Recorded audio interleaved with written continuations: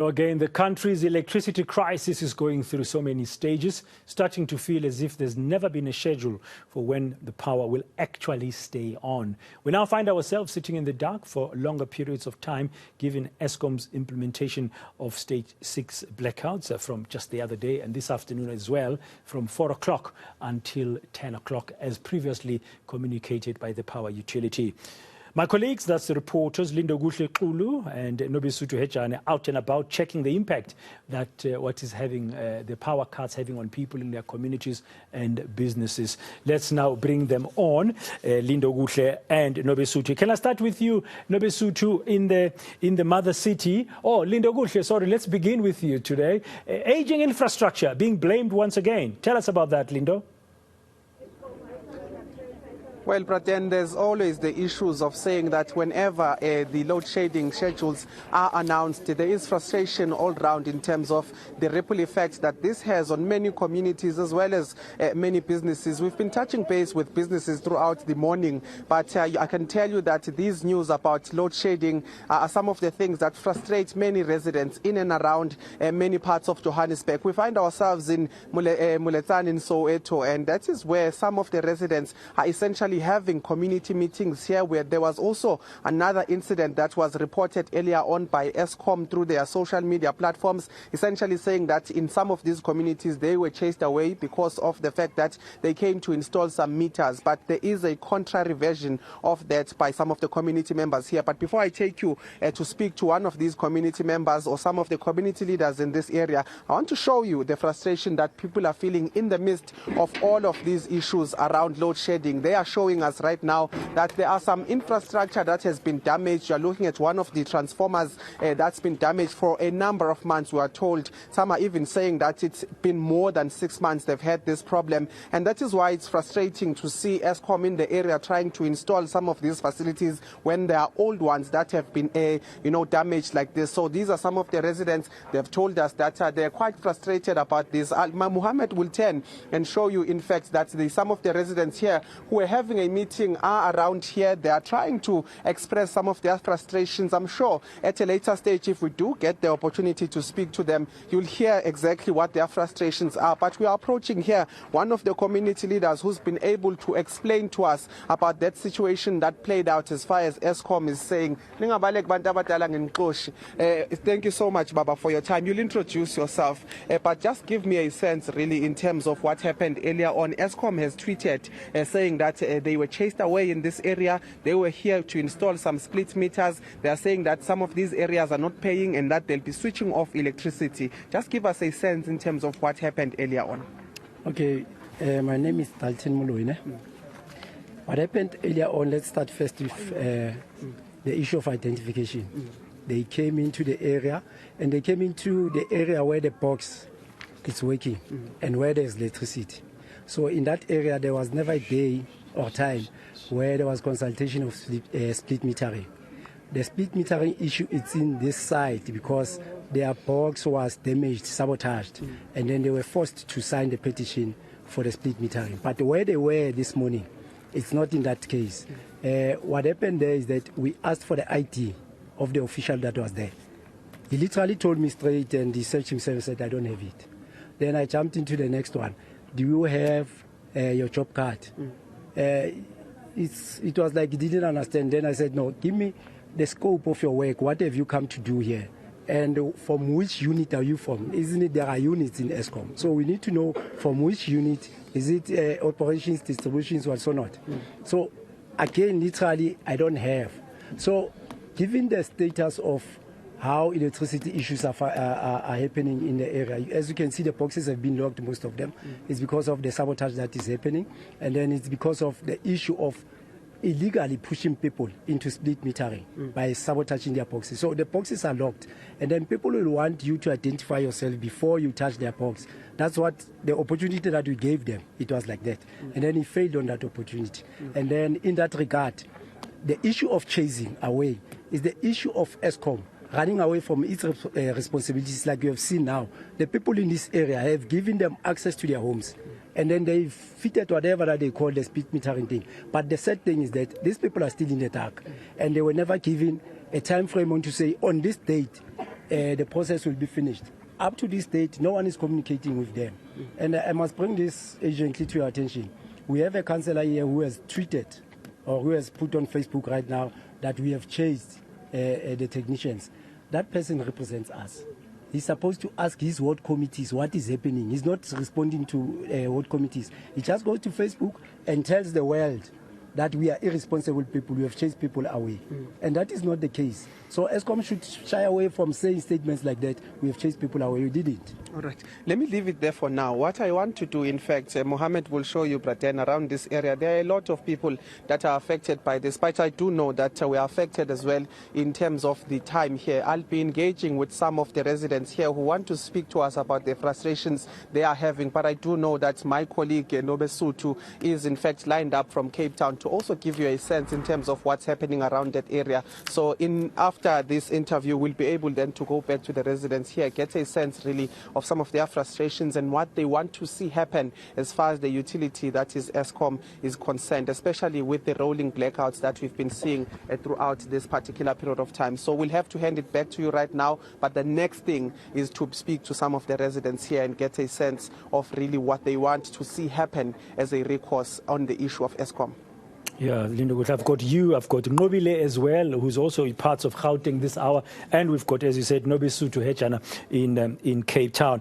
Nqobile, let's come next to you. Where are you this hour, and what have the residents they've been telling you about how they are faring through these dark days? Well, Braden, we're now in Roodepoort, and let me tell you, residents here are still not happy with these rolling blackouts. In fact, we've been going around Gauteng and we've heard quite a number of people talking about the fact that they've even lost their appliances, that they've lost some of the things that they use mainly, and this is not something that they were looking forward to. And so they kind of need help from a lot of their councillors, and even the councillors, we saw them in line talking to some of the people that were handing over statements talking about the fact that electricity is expensive, and so quite a lot that has happened today. But I want to bring you my guest here, Braden, who mainly is affected by the power outages because she basically works on the internet. How are you surviving? Well, survival is the key term, I guess. I think what's making it incredibly difficult for us is that with these rolling power outages, a lot of South Africans, I think, have sort of, I wouldn't say accepted, but have come to terms with the fact that there will be load shedding because of the circumstances that we're in with the maintenance backlog that we have. However, it would really help if, City Power could do their part in communicating to us what the faults are,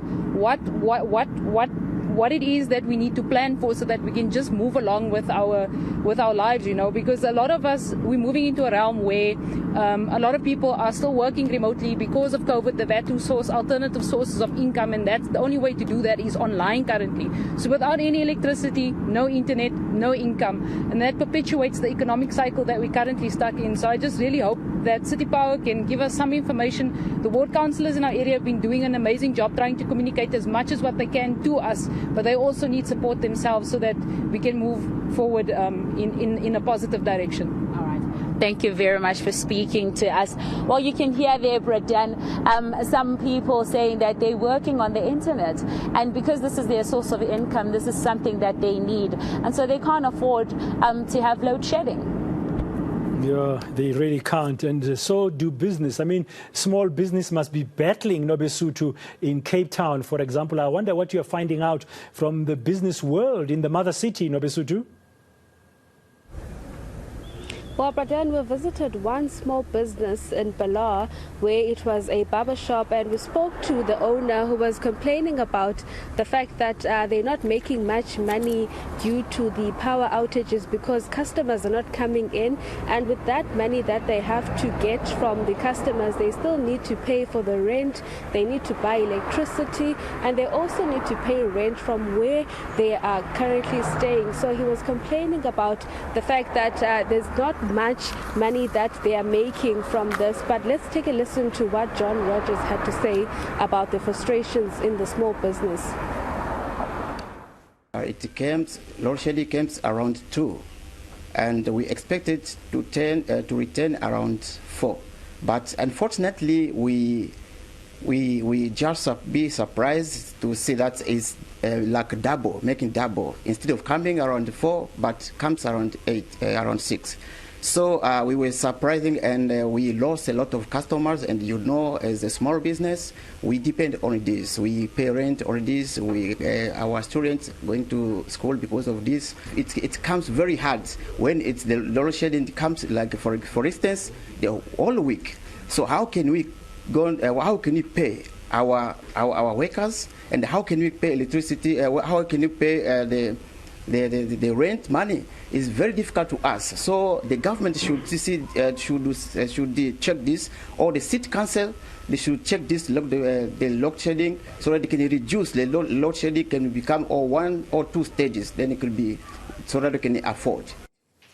Let's go back to you, Lindokuhle, where you are there on the ground in Soweto. I understand, I mean, you've been speaking to the mayor as well, but you said when we come back to you second time, you want to speak to another resident. Yes, I did, Praten. There's a lot of Abokokolana who are here who really want to express their frustrations as far as these issues are concerned. Remember, they are not just dealing with the issue of blackouts, of the load shedding, but there are some communities here that for months have not had electricity, and therefore every time the issue of Eskom is thrusted in the spotlight, they'll always want to find expression as far as their issues are concerned. I'll turn here and ngithoba kuba bonkhona ukuthi mhlambe bathi kancane singayinabi kakhulu ngoba sisemoyeni basiphile nje isikhathi esincane sokuthi sikhulume bokoko ngingangichazela nje in terms of ugesi lo ukuthi nihlushwa yini kahle kahle kule community nokuthi nifunani ku Eskom. Sifuna ukuthi Eskom asilayitele ngoba kudala angasilayiteli khona manje siyahlupheka sithenga inyama ziyalahleka khona manje khona abantu baphethe ushukela amanaliti abafanele afakiwe ngapha ngase fridge labasakhona abanye bayashona khona manje abanye abantu bashonayo ngoba bafanele ukuthi amakhaza abaphethe akukho ukuthi sizobayenza kanjani. Awuthi ke ngidlulele nakwabanye gogo ngibeze nabo ukuthi bathini ngihunule wena uhlonjwetha ukuthi kwenzakalani ufuna ukuzwani ufuna ukubonani ku Eskom njengoba nithi anina for isikhathi eside kangaka. No baba angithi thina besifuna ukuthi Eskom asilungisele baba. Ngoba from last year October 28 October. So kuzokube manje nje akunanxazululo. Eskom ayenzayo. Akuna move ukuthi kwenzani khona manje nje bakhola ama cable yonke nyaka. Khona abantu banoshukela. Arthritis. Uyabona abakhona baphela ngomshini abantu ofanele umshini manje kufika ukuthi awufake uyophila kakuphi ngoba umshini awu manje Eskom nje yena kahle kahle impela and kahle mina futhi angifuni ukuyalena le yabona umuntu osibulale kakhulu usese kahle usese cancel and omunye futhi aqindezele ukugcina abheke idolo phansi umtshali lo uye umuntu okhanda likhulu angafuni ukuthi silungisele khona manje abantu babelele abantu kufika abantu baTescom bazongamla ama cable kukhutshwa kube nini khona manje sakujulana ayibantu ijulane nomuntu phansi ya amadola yothi kulungile gogo basibolekile nje isikhashanyana ukuthi sikwazi ukurepha but then some of the frustrations, some of the concerns from residents, and it's in fact quite unfortunate that you're seeing that many of them are the elderly that are basically talking about some medical conditions that would need some form of energy. So they are speaking about the fact that they were left destitute and worse for wear as far as the utility is concerned, but a clarion call really to say that if they could get help in terms of the electricity here. And I know that the city of Johannesburg as well is looking into issues of saying how they can best supply electricity as far as moving away from Eskom's grid. They were talking about solars. They were also talking about a benchmarking trip that has been taken by one of the MMCs, that is Michael Son, to go to the Western Cape to see how they've tapped into the IPPs, the independent power producers, in terms of solving some of these issues around electricity. So there's a whole range of problems. But at the end of the day, when you look at some of these pictures, it's literally people like me and you who are suffering here, and even more so the elderly, that really should be considered much better by some of those in power as far as government is concerned. Yeah, Lindokuhle, also one of those elderly ladies saying they don't have confidence in the local councillors to represent them well and help them solve the problem. We'll stay in Soweto in terms of views. Nqobile, I understand you also spoke to some of the residents in Soweto. What did they tell you? We've just heard some of the elderlies there speaking to Lindokuhle. Well, Bradan, we went to one of the businesses in Soweto. Quite interestingly, it's in an area in Klipstown that has a freedom charter. So it's a Soweto hotel. And when we were there, we spoke to the manager, who's the general manager, and she was just talking about the fact that the hotel in itself is now losing business. She says she spends over 20,000 rands worth of money in just now getting diesel, just to ensure that the place is still running. They have no power. And she's talking about the fact that she's had to let go of some of the people. She said she even herself has had to move into the hotel to try and ensure that the hotel is safely guarded. She says at this point there's criminality that happens in that area. You'll remember Pule, my colleague, did an investigation into that area where they found that the area was supposed to be fenced. And now because it's not fenced, that same very area has a lot of criminals, they say, that come in, and they feel that those criminals now want to take over that business hub, and it becomes very difficult to keep those criminals out of the way. So when we spoke to the general manager, she was very concerned about work. She was concerned about the money that they're using to run the business, and at the same time she was there with one of the community leaders and community members in the area, and she herself was talking about the fact that the community has even decided that they take it upon themselves to check that area around, especially when there's things like load shedding, to ensure that these outages does not become an area where criminals can take charge. Just across the road you can see a station that's already just ripped into shreds, and there's no lights on the road. So it becomes very difficult for these people to ensure that they are safe themselves, trying to keep the place safe. And they were just really begging, saying that they need some sort of help. And we did speak to City Power, and City Power said they are looking into those areas, and it seems just like what my colleague was saying, that the alternatives are the areas that they now want to move towards. But they're saying that they're not going to leave Eskom completely, because Eskom is always going to be the bulk supplier, but they are now looking into alternatives, even though they're finding themselves at such a position that they've had to bring in some of their workers that were off to make sure that they are able to keep the load shedding, and also to make sure that they are able to restore power in certain areas and be able to attend to the issues that come with cutting the power and reopening the power. But of course, Bradan, just to go back to that Soweto incident, they're saying that they really need City Power and Eskom to just come on board, because these areas now are becoming an area where criminality is just infested for no good reason, when there could be power, and with lights, of course, it will be easier for them to see these things. But at this moment, they feel helpless. We have to come out in numbers. We've got patrollers that are coming out from Kliptown Square to secure the place so that they don't steal more cables. There's no vandalism. There's no crime because when there's no lights, crime is high. Vandalism of our infrastructure, it becomes a chaos. So that's why we have to empower ourselves to come out with no one helping us. It's just the community coming out to help and assist and protect our community so that we have a safe space to live in. We're dealing with guys who have guns. We are not armed. We're just coming out as patrollers with torches just to come and check and see if everything is in order, that no one disturbs the infrastructure. Even the boxes, we protect our boxes so that we don't lose power. But with stage 6 now, it's terrible, because we don't know when to expect load shedding. They will tell you stage 4, then it's no longer stage 4, it's stage 6. And that stage 6 doesn't stay on the normal length of stage 6. It can become 24 hours. Let's come to you now, Nobesuthu, as our last crossing, as we're about to conclude here in Cape Town. What are the people telling you, Nobesuthu? We're hearing there in Soweto, one resident telling Nqobile that they are taking really actions by themselves to patrol the streets and protect their infrastructure. Well, but then picking up from that, we spoke to residents in Nqobile, Langa, and also in Bishop Lavis, who were also complaining about the issue of cable theft. So they're saying that as soon as the power goes off, criminals, they take over the streets and steal the cables. So sometimes that affects on how long the electricity gets back to those areas. So the Langa Patrol saying that although they try their best to be on the streets, they are facing a lot of challenges, especially in the dark, where when they patrol, the issue now is that people are being robbed and being mugged when it's dark. But those are some of just the concerns that they were talking about. But in Bishop Lavis, Amanda Davids was also talking about the same.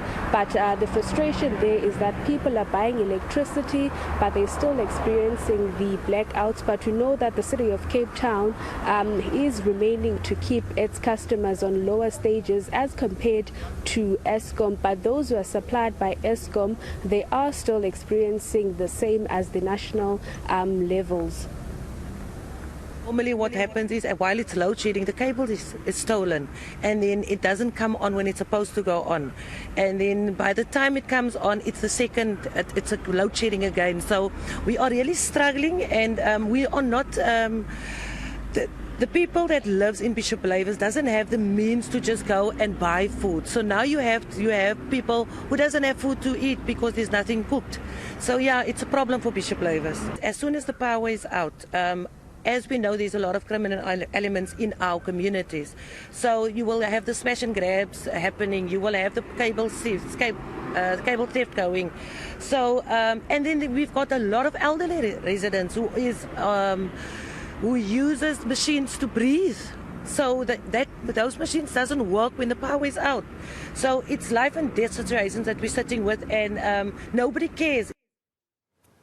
We ended there. Thank you very much. Nobesuthu, Hejana in Cape Town, Nqobile Madlala in Roodepoort, and Lindokuhle Xulu in Soweto, giving us the latest update there as we look at the electricity crisis that's gripping the country. And just a reminder, in case you do not know that already, from 4 o'clock this afternoon, it's going to be moving to stage 6 in terms of blackouts by Eskom. Currently, the country is on stage 4.